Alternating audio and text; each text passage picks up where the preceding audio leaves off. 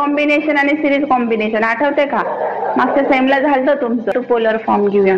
माझ्या माहितीप्रमाणे ते पण तुम्हाला मागच्या सेमला होतं, पण त्याच्यावरचे प्रॉब्लेम मात्र ह्या सेमला आहेत. तुम्हाला मागच्या सेमला काही प्रॉब्लेम वगैरे नव्हते, जस्ट तुम्हाला झलक होती की कसं सॉल्व्ह करायचं, म्हणजे फक्त पोलर फॉर्म म्हणजे काय, रेक्टँग्युलर फॉर्म काय असतं एवढंच माहिती होतं. पण आता त्याच्यावरचे प्रॉब्लेम्स आपल्याला मात्र ह्या सेमला शिकायचे. ठीक आहे, तर मग आता ह्याच्यामध्ये बघा, पोलर फॉर्म म्हणजे काय असतो? तर पोलर म्हणजे VM at an angle phi. वाचताना कसं वाचायचा हा फॉर्म? तर VM at an angle phi. तर व्हीएम म्हणजे परत मॅक्झिमम व्हॅल्यू आणि फाय म्हणजे काय झालं? Phase angle. आता इथं बघा फायचं मिनिंग बदललं. मगाशी फाय म्हणजे कंडक्टर होता, आता हा फाय म्हणजे अँगल आहे, फेज अँगल, ज्याला आपण leading angle, lagging angle, out of phase, in phase, ते मी पण हळूहळू घेणार आहे सगळं. ठीक आहे, तर मग आता हा पोलर फॉर्म म्हणजे काय? VM at an angle phi. आणि रेक्टँग्युलर जो फॉर्म असतो तो कसा असतो? तर रेक्टँगल फॉर्म जो असतो तो असतो तुमचा Z is equal to X plus I Y असा फॉर्म असतो. तर त्याच्यामध्ये एक्स ही जी असते तुमची रिअल व्हॅल्यू असते आणि वाय जी असते ती तुमची इमॅजिनरी व्हॅल्यू असते. आता इमॅजिनरी म्हणजे काय? तर जसं आपण बऱ्याच गोष्टी जसं तुम्ही आता डेली लाईफमध्ये, डेली म्हणजे काय, सकाळ संध्याकाळ तुम्ही इंटरनेटच्या सहवासात आहे, म्हणजे तुम्ही एक वेळ घरच्यांच्या सहवासात नाही, एवढे इंटरनेटच्या सहवासात आहे. तर इंटरनेट ही गोष्ट कशी इमॅजिनरी दिसते का तुम्हाला? कुठं सिग्नल आलेला दिसतो का? तुमच्या मोबाईलमध्ये घुसलाय आणि तुम्ही तो वापरताय, असं काही दिसतंय का? मला तर नाही वाटत दिसतंय. सगळं इमॅजिनरी आहे. पण तुम्हाला डाटा येतो, डाटा जातो, डाटा सेव्ह होतो, डाटा प्रोसेस होतो, तुम्ही मेसेज लोकांना टाकता, तुम्हाला मेसेज येतात, किंवा आता तुम्ही ऑनलाईन जॉईन होता, ते आपण इंटरनेट थ्रूच जॉईन झालेलो आहोत. तर ही सगळी गोष्ट इमॅजिनरी आहे, पण ती मात्र आपल्याला प्रत्यक्षात फिजिकली दिसते का? की बाबा रेडिएशन सिग्नल चाललेत, इकडून इकडे चाललेत, असं काही दिसत नाहीये. आणि ह्याची जी फ्रिक्वेन्सी आहे त्या फ्रिक्वेन्सी प्रमाणे तुम्हाला रेंजेस मिळतात. तर ह्या सगळ्या गोष्टी इमॅजिनरी आहेत, पण they still present in the environment, तर त्याला म्हणायचं इमॅजिनरी. तर ह्या नंबर सिस्टीम मध्ये तुमच्या दोन प्रकारच्या व्हॅल्यूज असतात, एक असते रिअल व्हॅल्यू, दुसरी असते इमॅजिनरी व्हॅल्यू. तर इमॅजिनरी व्हॅल्यू ही काही ऍक्च्युली तुमचं पार्टिसिपेशन कशामध्ये नसतं, पण ती कन्सिडर करावी लागते. जसं आपण म्हणतो ना, एखादी गोष्ट लिकेज असतो बघा, लिकेज. समजा एखाद्या बादलीला बारीक खोल असेल आणि आपण सोडून दिले, काय हरकत नाही, जाऊ दे, कसं रिपेअर करायची ती बादली, पण त्या बारीक होलमधनं पाणी टपक टपक टपक गळत राहतं. तर कधीतरी तुम्हाला त्याचं लक्ष द्यावंच लागतं त्या गोष्टीकडं, नाहीतर मग तुम्ही बादली भरून ठेवली. आता कोणी बादल्या वगैरे भरून ठेवत नाही, पूर्वी ते करायचे लोक, बादल्या भरून ठेवायचे. मग ते बादल्या हळूहळू पाणी काय होणार, त्याचं लीक होणार. तर एका लिमिट नंतर 1 तासाने 2 तासाने तुम्हाला ती बादली रिकामी झालेली दिसेल. तर तुम्ही किती वेळा भरून ठेवणार ती बादली? तर मग अशा वेळेस आपण त्याचं दखल घेणं गरजेचं असतं. तसंच इथं असतं की ही इमॅजिनरी टर्म आहे, पण इमॅजिनरी जरी टर्म असले तरी ते आपल्याला कन्सिडर करावी लागते. इथं लिकेज असेल किंवा काही गोष्टी इमॅजिनरी असतात, पण आपण त्या कन्सिडर करतो आपल्या. तुम्ही पण काहीतरी इमॅजिन केलं असेल ना तुमच्या आयुष्यामध्ये, मला हे करायचंय, मला ते करायचं, ते इमॅजिन केलंय. तसंच इथे इमॅजिनरी व्हॅल्यू असते. ठीक आहे, आता ह्याच्यामध्ये ही जी एक्सची व्हॅल्यू, एक्स म्हणजे रिअल व्हॅल्यू जरी असेल, पण त्याची व्हॅल्यू काय असते? व्हीएम कॉस थिटा असे फॉर्म असतो हा. आणि हा जो फॉर्म असतो तो असतो व्हीएम साइन थिटा. आता थिटा म्हणजे इथं अँगल झाला, इथं पण फेज अँगल आणि थिटा अँगल मध्ये फरक आहे. दोन्ही पण अँगलच आहे, पण त्याचं मिनिंग वेगवेगळं आहे. तसं आपलं पुढं जाईल तसं तुम्हाला सगळ्या गोष्टी क्लिअर होत जातील. आता एका दिवशी सगळं नाही सांगू शकत मी. तर मग आता ह्याला आपण काय म्हणणार? झेड. म्हणजे आता रिअल एक्स ची व्हॅल्यू काय झाली? व्हीएम कॉस थिटा, आणि वाय ची व्हॅल्यू काय झाली? VM sine theta. ठीक आहे, आता ह्याच्यामध्ये ना दोन प्रकारे आपण सॉल्व्ह करू शकतो. एक तर मॅन्युअली सॉल्व्ह करू शकता, आणि दुसरा फॉर्म्युला म्हणजे तुम्ही डायरेक्ट कॅल्सीवर शॉर्टकट आहे मेथड, ती तुम्हाला मी शिकवणारच आहे, कारण त्याच्याशिवाय तुम्ही प्रॉब्लेम करू शकत नाही, कारण ते प्रॉब्लेम हळूहळू लेंदी होत जाणार आहे. ठीक आहे, लेंदी म्हणजे बरेच लेंदी, खूपच किचकट आहे. तर तुम्ही मॅन्युअली करत बसला तर तुम्हाला ते मॅन्युअली सॉल्व्ह करताच कितीतरी वेळ जाईल. तर बेटर वे तुम्हाला कॅल्सीवर मी शिकवेल ते, पण आता मी तुम्हाला मॅन्युअल मेथड सांगते. ठीक आहे, तर मग आता ह्याच्यामध्ये नाही का, आता आपल्याला काय करायचं? रेक्टँग्युलरचं फॉर्म पोलर मध्ये करायचं आणि पोलरचं फॉर्म कन्व्हर्जन करायचंय. ठीक आहे, आता समजा मी अशी व्हॅल्यू घेतली 10 प्लस आय 17.32 अशी व्हॅल्यू घेतली सपोज. तर ही आहे तुमची झेड ची व्हॅल्यू. तर हा कोणता फॉर्म झाला तुमचा? रेक्टँग्युलर फॉर्म झाला आणि तो तुम्हाला कन्वर्ट करायचा आहे पोलर मध्ये. तर मग कसा करणार, तर ह्यासाठीचा फॉर्म्युला असा आहे. आता याच्यामध्ये तुम्हाला फॉर्म्युला करायचा आहे x² + y² असा फॉर्म्युला. तर तुम्ही कॅल्सी टाकून पहा x ची व्हॅल्यू आणि y ची व्हॅल्यू, सांगा मला किती व्हॅल्यू येते, तर आन्सर सांगा मला किती येते. आणि अँगल जर काढायचा असेल थीटा अँगल किंवा फाय, तर त्याचा फॉर्म्युला आहे tan इनव्हर्स y/x असा फॉर्म्युला आहे. तर मला सांगा किती येते हे रूट मध्ये 10² + 17.32² किती येते हे आन्सर मला सांगा.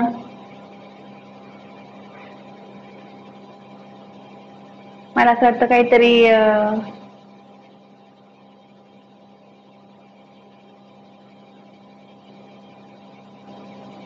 वेगवेगळे स्क्वेअर कर. 100 + 17.32 स्क्वेअर कर, किती येते त्याचा स्क्वेअर. काय रूट केला, काढलं का? एक मिनिट.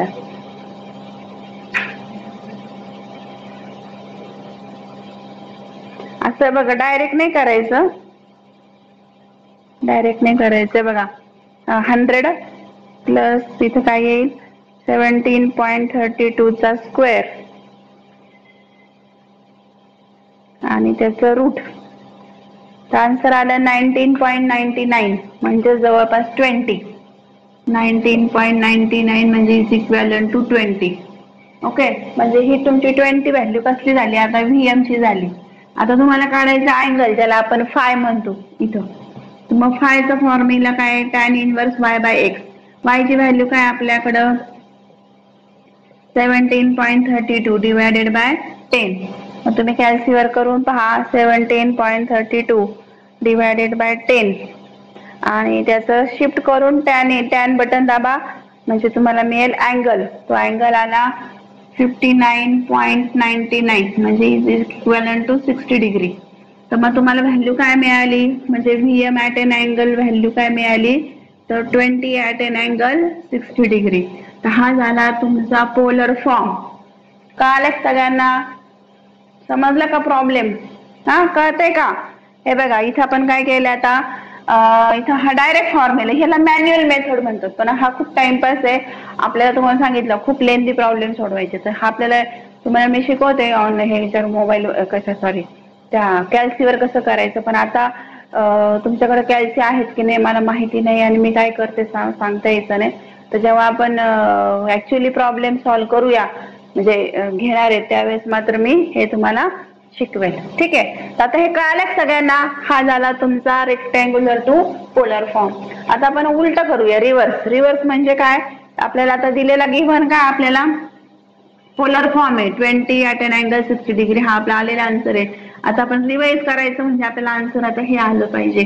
ठीक आहे, मग आता तुमचं स्टँडर्ड इक्वेशन काय याच्यामध्ये, तर व्हीएम कॉस थिटा आहे. तर व्हीएम ची व्हॅल्यू किती घेणार 20 कॉस थिटा म्हणजे cos 60 plus I V 20 sine 60.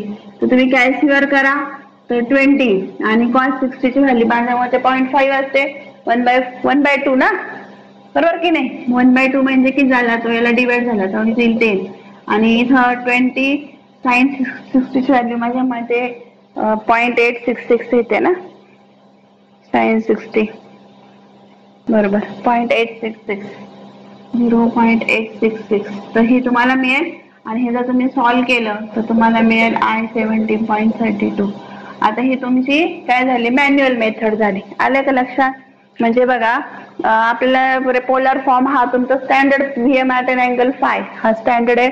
Rectangular form तुमचा ZX + IY. एक्स ची व्हॅल्यू असते व्हीएम कॉस थिटा आणि वाय ची व्हॅल्यू असते व्हीएम साइन थिटा. ठीक आहे, आणि आपल्याला जेव्हा रेक्टँग्युलरचं पोलर मध्ये करायचं असेल तर ही मॅन्युअल मेथड x² + y² आणि फायचा फॉर्म्युला आहे tan इनव्हर्स y/x. मग आपण फक्त जस्ट ह्याला x म्हणा ह्याला y म्हणा आणि ही व्हॅल्यू पुट केली कॅल्सी मध्ये टाकली, आपल्याला आन्सर आला 20. आणि अँगल काढताना tan इनव्हर्स y/x चा फॉर्म्युला यूज करून आपला अँगल आला 60 डिग्री. तर आपले हे झालं polar form 22 at an angle 60 degree. याचा रिव्हर्स म्हणजे आपल्या ह्याचा आन्सर किती आलं पाहिजे, हे आलं पाहिजे. तर इथं आलंय बघा, तर आपण व्हॅल्यू पुट केली, व्हीएम ची व्हॅल्यू 20 टाकली, थिटाची व्हॅल्यू 60 टाकली मग 20 cos 60 आणि 20 sin 60 अशी व्हॅल्यू टाकून आपल्याला आन्सर मिळालं हे. आता ही मॅन्युअल मेथड झाली, एवढा वेळ आपल्याकडे नसतो परीक्षेला म्हणा किंवा आता प्रॉब्लेम सॉल्व्ह करा, आणि एक प्रॉब्लेम जो 8 मार्काला येतो, त्याच्यामुळे तुम्हाला याच्यामध्ये कसं कधी वेळेस असं होतं मुलांना प्रॉब्लेम येत असतो पण पटपट सॉल्व्ह करता येत नाही, कारण कॅल्सीच माहित नसतं कसं वापरायचं आणि टेक्स्ट मोर टाइम वेस्ट होतो, गोंधळ होतो. ठीक आहे, तर हे आपल्याला सगळं अवॉइड करायचंय, त्यासाठीच आपल्याला कॅल्सी वापरायचं. ठीक आहे, तर ही सिंपल मेथड झाली. आता ह्याच्यामध्ये एक रूल असे, 2 रूल आहेत, म्हणजे ऍक्च्युली 4 रूल आहेत, ते मुलांचे कन्फ्युजिंग होतात. तर ते रूल असे आहेत, जेव्हा 2 हे रफ करून टाकते मी, तर कोणाला स्क्रीनशॉट काढायचं असेल तर काढून घ्या किंवा लिहून घ्यायचं असेल तर लिहून घ्या.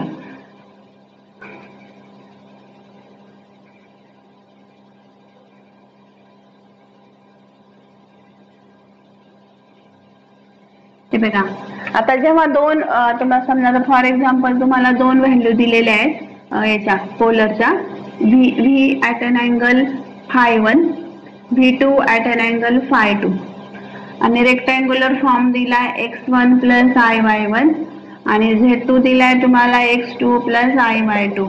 ठीक आहे, आता जेव्हा तुम्ही पोलर फॉर्म असेल तुमचा, तर पोलर फॉर्म कधी वापरायचा, रेक्टँग्युलर फॉर्म कधी वापरायचा, पोलर मध्ये कोणते ऑपरेशन होतात, रेक्टँग्युलर मध्ये कोणते ऑपरेशन होतात, हे नीट लक्ष ठेवा, म्हणजे गोंधळ करू नका असं माझं म्हणणं.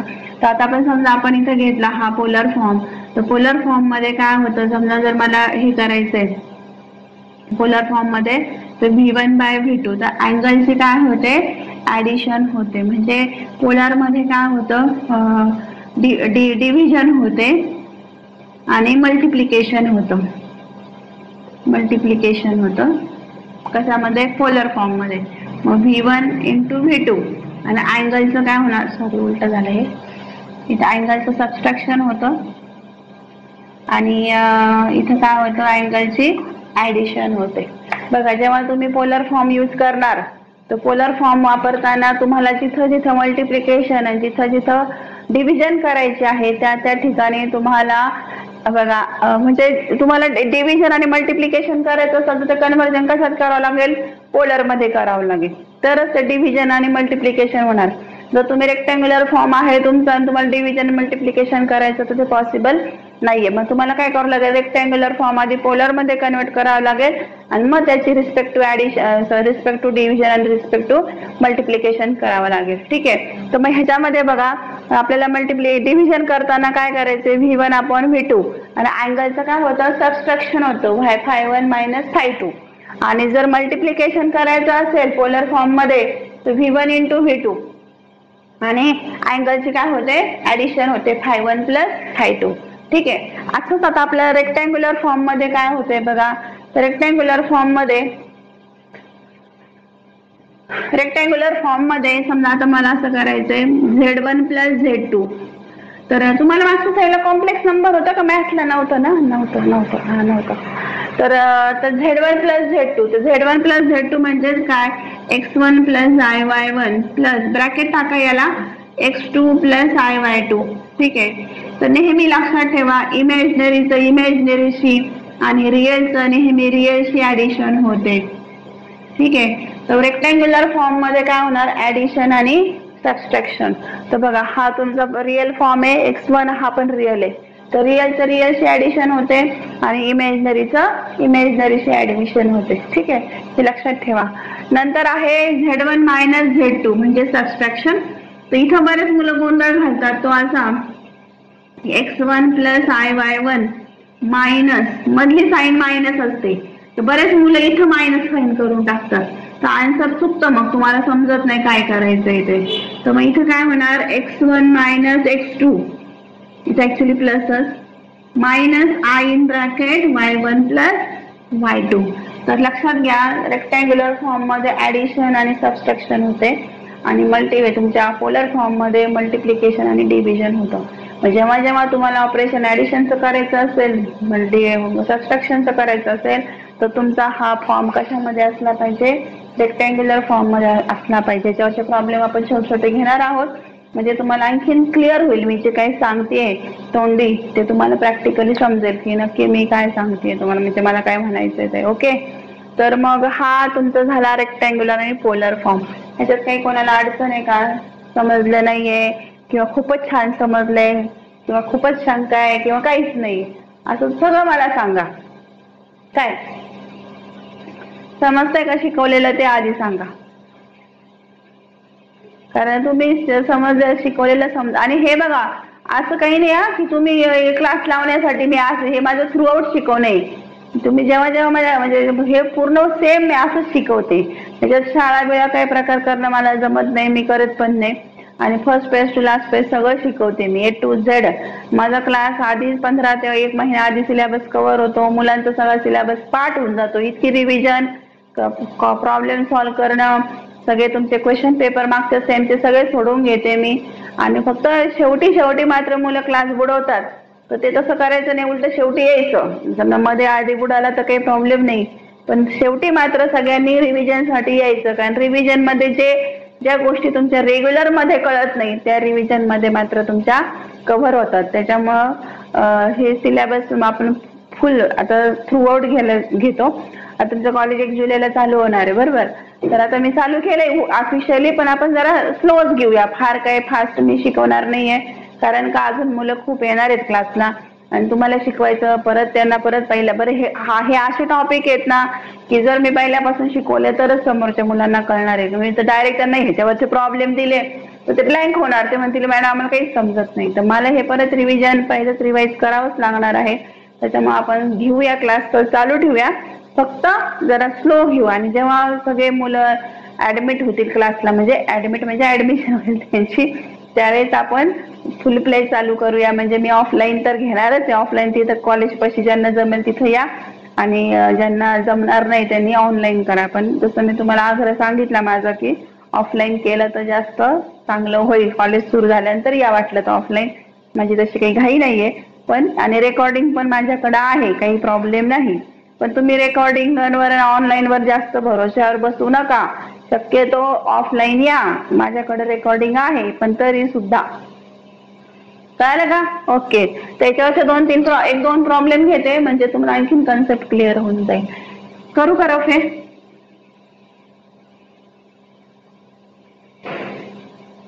पुस्तकं घेतलेत का मग तुम्ही? कोणी घेतलेत का पुस्तकं अजून? तर मला फक्त आले असतील, पण आता पुस्तकं आले असतील तर बघून या, घेऊन या. आणि हा मुख्य म्हणजे पुस्तक घेताना लक्षात घ्या, पुस्तक घेताना आहे ना नेहमी हे करा. समर्थने घेतलेच वाटतं पुस्तकं. तर पुस्तक घेताना नेहमी फॉन्ट साईज मोठी घ्या, तेवढी विनंती आहे तुम्हाला. पैशाकडे काय 4-2 रुपये वाचतील, पण डोळ्याचं वाट लागते. आणि दुसरी गोष्ट म्हणजे त्याच्यामध्ये सगळे टॉपिक सारखेच दिसतात. तुम्हाला कळत नाही आपण काय शिकतोय आणि काय टॉपिक झालाय. तर फार काय नाही, फक्त तुमचे फार तर 50 रुपये एक्स्ट्रा जातील. पण तुम्ही फॉन्ट साईज मोठे असलेले तुम्ही आता एक तर तुम्ही झेरॉक्सच घेता, ओरिजिनल तर कोणीच घेत नाही. झेरॉक्स का घ्यायला म्हणा, पण फॉन्ट साईज जरा मोठी घ्या, तर तुम्हालाही समजतं आपण काय शिकलोय.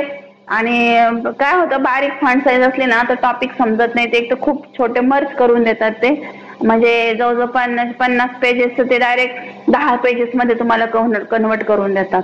तर म्हणून मी तुम्हाला म्हणते थोडेसे 5-50 रुपये जाऊ द्या जास्त, पण फॉन्ट साईज मोठी घ्या, तर तुम्हालाही चांगलं समजतं. कारण सगळेच प्रॉब्लेम आपण तर घेणारच आहे, पण काही प्रॉब्लेम तुम्हाला होमवर्कला देणार तर ते तुम्हाला समजत नाही तितकेच फॉन्ट साईज जास्त छोटी असेल तर. ठीक आहे, ओके. तर आपण 2 प्रॉब्लेम घेऊया आता. तर समजा तुम्हाला दिले 6 + I10, Z1 दिलाय, Z2 दिलाय तुम्हाला 10 + I5 आणि Z3 दिलाय तुम्हाला 7 - I3 असा दिलाय. ठीक आहे. तर तुम्हाला कोणकोणते ऑपरेशन करायचे त्याच्यामध्ये? पहिलं ऑपरेशन करायचंय Z1 × Z2, दुसरं ऑपरेशन करायचंय Z1/Z2, तिसरं ऑपरेशन करायचंय Z1 + Z2. Z2 नाही घेता येत, आपण Z3 घेऊया. आणि फोर्थ ऑपरेशन करायचंय तुम्हाला Z1 - किंवा Z2 - Z1. Z3 एकच झालं का? ठीक आहे. ओके, आता हे 4 ऑपरेशन्स आपल्याला करायचे. गिवन आपल्याला दिलेले हे 6 + i10 10 + i5 7 - i3. आता हे सगळे रेक्टँग्युलर फॉर्म आहे. आता बघा इथं बघा, इथं काय, ह्या 2 ठिकाणी इथं मल्टिप्लिकेशन आहे, इथं डिव्हिजन आहे, इथं ऍडिशन आहे, इथं सबट्रॅक्शन आहे. तर आता तुम्हाला जसं सांगितलं, जेव्हा तुम्हाला मल्टिप्लिकेशन आणि डिव्हिजन असेल तेव्हा काय करावं लागेल, पोलर फॉर्म कन्वर्ट करावं लागेल. आता जसं मी तुम्हाला म्हटलं की कॅल्सी शॉर्टकट आहे, पण आता लगेच तर मी सांगत नाही तुमच्याकडे कॅल्सी आहेत का नाही, मला माहिती नाही सगळ्यांकडं. जेव्हा तुम्ही ऑफलाईन एक दिवस येताल त्यावेळेस मी सगळं तुम्हाला सांगेल कसं करायचं ते, किंवा बघूया तुम्ही मला सांगा की मॅडम आमच्याकडे उद्या कॅल्सी आहेत सगळ्यांकडे, तर मी ऑनलाईनही सांगेल, तो काही विषय नाही. ठीक आहे. तर बघा आता हे जे Z1 Z2 तुमचं कसं आहे, तिथं मल्टिप्लिकेशन आहे. मग तुम्ही इथं काय करणार, ह्या Z1 Z2 चा आधी पोलर फॉर्म कन्वर्ट करणार. तर मला डायरेक्ट सांग बरं कॅल्सीवर पोलर फॉर्म याचा, 6 + i10 चा पोलर फॉर्म डायरेक्ट सांग कॅल्सीवर. विसरली का तू पण दिकडा? पोलर फॉर्म मी कन्वर्ट करते कॅल्सीवर. आता तुम्हाला मॅन्युअल मेथड सांगितली, पण मॅन्युअल मेथड मध्ये फार वेळ जाईल म्हणून मी ते डायरेक्ट कॅल्सीवर करतेय. हा काय म्हणते, 11.66 11.66 अँगल आहे. Shift recall tan 59 degree. आणि काय करायचं, पहिल्यांदा सगळे जे दिलेले असतील ना ते पोलर 11.18 अँगल आहे 26.56. आणि आता हे तर काही लागणार नाही आपल्याला, पण ठीक आहे करून घेऊ आपण. Shift polar 7, -3 7.61 at an angle -23.19. तर हे मी डायरेक्ट कन्वर्ट केले, कारण आता आपल्याला म्हणजे वेळ नाही म्हणण्यापेक्षा वेळेचा काही विषय नाहीये, पण आता वेळ गेला असं फार मॅन्युअली करायचं. तुम्हाला मी सांगते ते कसं, तुम्ही उद्या कॅल्सी आणा, हे आधी तुम्हाला कॅल्सीवर सांगते. ओके, तर Z1 × Z2 करायचं. तर आपल्याला काय करायचंय, पोलर फॉर्म. तर इथं काय 11.66 at an angle 59 into Z2 किती 11.18 इंटू 26.56. जसं मी तुम्हाला सांगितलं की पोलर मध्ये काय करायचंय, ह्या मॅग्नेट्यूडचे काय करायचं मल्टिप्लिकेशन, ह्याने ह्याचं काय करायचं ऍडिशन. म्हणजे इथं कसं येईल, तर असं येईल 11.66 इंटू 11.18 ॲट एन अँगल, ह्या दोघांची काय होणार ऍडिशन 59 + 26.56. तर इथं कसं येईल मग 11.66 इंटू 11.18, तर हा आला 130.35 अँगल येईल 59 + 26.56. तर अँगल आला 85.56. हा झालं तुमचा Z1 × Z2. ठीक आहे, हा झाला Z1 × Z2. कळालं सगळ्यांना हे कसं आलंय ते? हे बघा आता हे डायरेक्ट केले मी, तुम्हाला मॅन्युअल कसं करणार, तुम्ही मॅन्युअली प्रोसिजर कशी येणार, रूट करा 6 चा स्क्वेअर + 10 चा स्क्वेअर, म्हणजे तुम्हाला मॅग्निट्यूड मिळेल. आणि अँगल कसा काढणार, तर tan इनवर्स y/x असा काढा. म्हणजे इथे येईल 10/6 आणि त्याचा इनवर्स घ्या tan इनवर्स, आणि बघा येतंय का, करून पहा मॅन्युअली, आणि मग बाकीचं तर येणारच आहे. समजलं का? ओके, तर हे झालं Z1 × Z2. आता Z1/Z3 करायचंय, तर कसं करणार, Z1/Z3. तर Z1 चा पोलर फॉर्म काय 11.66 ॲट एन अँगल 59, आणि Z3 चा काय polar form 7.61 at an angle -23.19. आता ह्याचं काय करायचं डिव्हिजन, आणि अँगलचं काय करायचं सबट्रॅक्शन. तर अँगलचं सबट्रॅक्शन कसं होईल, तर 11.66 अपॉन 6. अँगल 59 मायनस, आता याच्यामध्ये बाय डिफॉल्ट मायनस साईन असते, पण इथं मायनस आहे तर -23.19 म्हणजे इथं आता ऍडिशनच होणार आहे. तर आन्सर किती येईल? 11.66 डिवायडेड बाय 7.61. तो हा आला तुमचा 1.53. अँगल आता ह्याची येईल 59 प्लस 23.19 तो येईल तुमचा 82.19. तर हे झालं तुमचं, हा झाला पोलर फॉर्म. ह्या पोलरचा तुम्ही डायरेक्ट रेक्टँग्युलर पण करू शकता. ओके, समजलं सगळ्यांना? समजतंय का? काहीतरी रिप्लाय द्या मला, येस नो. ठीक आहे. आता Z1 प्लस Z3 कसं येणार? तर बघा आता इथं आपल्याला ऍडिशन करायची, म्हणजे इथं कोणता फॉर्म पाहिजे आपल्याला? रेक्टँग्युलर फॉर्म पाहिजे आपल्याला. मग इथं कसा आहे रेक्टँग्युलर फॉर्म Z1 चा? तर 6 प्लस I 10 प्लस ब्रॅकेट टाकत चला मध्ये, कारण मध्ये जेव्हा जेव्हा मायनस साईन असेल त्यावेळेस गोंधळ होतो. तर बघा नेहमी रिअलचं रिअलची ऍडिशन, म्हणजे इथं 6 प्लस 7 होणार आणि plus I in bracket 10 minus 3 होणार. इथे किती 7 7 13 आणि माय प्लस I 7. हा काय काय